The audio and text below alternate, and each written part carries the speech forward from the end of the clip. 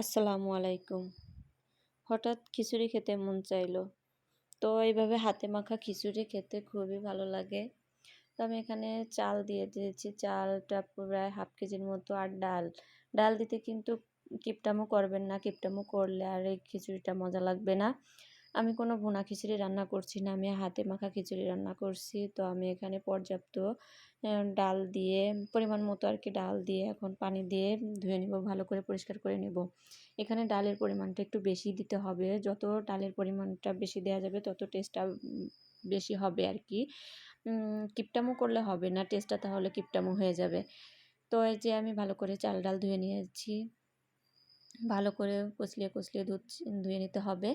তো আমি এখানে যে ভালো করে পরিষ্কার করে ধুয়ে নিচ্ছি। তবে খেয়াল রাখতে হবে হাতে মাখা খিচুড়ি আমি যেভাবে রান্না করছি আসলে অনেকেই অনেকভাবে রান্না করে। আমি আমার মতো করে রান্না করেছি। আমি আমার মতোই পছন্দ করি।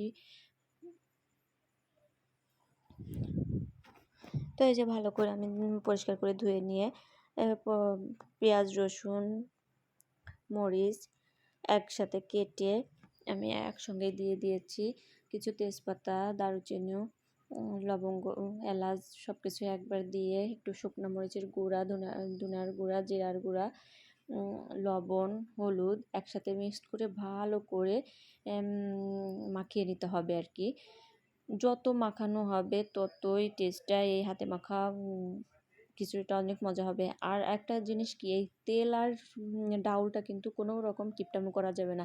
এটা যত পর্যাপ্ত দেয়া যাবে তত খিচুড়িটা মজা হবে আরকি, মজা লাগবে। একদম কিপটামি করা যাবে না তেল আর ডাউল নিয়ে। তাহলে এটা পর্যাপ্ত দিলে আর এই ভালো করে হাতে মেখে খিচুড়িটা রান্না করবেন, দেখবেন টেস্টটা অনেক সুন্দর হয়েছে, অনেক ভালো হয়েছে। তো আমি এখানে যে ভালো করে অনেক সময় নিয়ে হাত দিয়ে মাখিয়ে নিচ্ছি।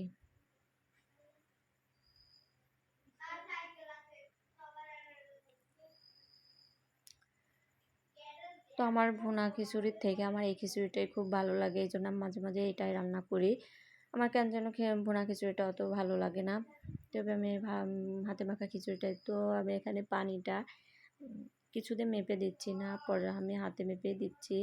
মিডিয়াম মতো একটু পানি হলেই হবে আর কি। হাতে মেপে দিচ্ছি পানি। একদম বেশি নরমও করা যাবে না, একদম বেশি মানে শক্তও করা যাবে না, এমনভাবে পানিটা দিতে হবে। আমি মেপে দেইনি। অবশ্যই আপনারা যদি চাল যেভাবে দেন তার থেকে মেপে দিলে ভালো হবে, বেটার হবে। তো আমি মেপে দিইনি এখানে। আমি এখানে যে মাখিয়ে চুলায় বসিয়ে দিয়েছি। তো এই যে আমার খিচুড়িটা উতলিয়ে গেছে। এখন জালটা একদম কম লোতে দিয়ে ঢেকে দেব যতক্ষণ না সেদ্ধ হবে আর কি। তো লবণ কম হয়েছিল আমার কাছে মনে হচ্ছিল, তো আমি আর একটু লবণ দিয়ে দিচ্ছি। এখানে যদি ধনেপাতা থাকতো ধনেপাতাটা দিলে আরও বেশি ভালো লাগতো। তো আমার কাছে ধনেপাতা ছিল না দেখে আমি ধনেপাতাটা দিইনি, অ্যাভয়েড করে গেছি। তো এখানে এই যে আমার খিচুড়িটা হয়ে গিয়েছে প্রায়। তো শেষ। এখন আমি একটু নেড়ে চেড়ে ঢাকনা দিয়ে ঢেকে রেখে দেব।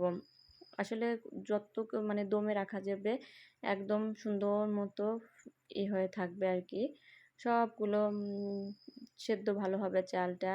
আর যাই হোক আমি নেড়ে চেড়ে যে দমে দিয়ে রেখে দেব 10 থেকে 20 মিনিট রেখে দিলেই হবে।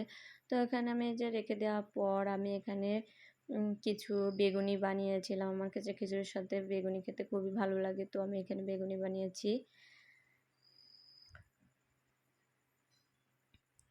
আমি একটা মাটির প্লেটেই পরিবেশন করব। তো 1 পিস লেবু নিয়ে নিচ্ছি, 2 পিস বেগুনি নিয়ে নিচ্ছি, একটু আচার নেব, নিয়ে এই আমাদের আমি এটা কিন্তু দুপুরে খাওয়া দাওয়া করতেছি, দুপুরে রান্না করছি খিচুড়িটা।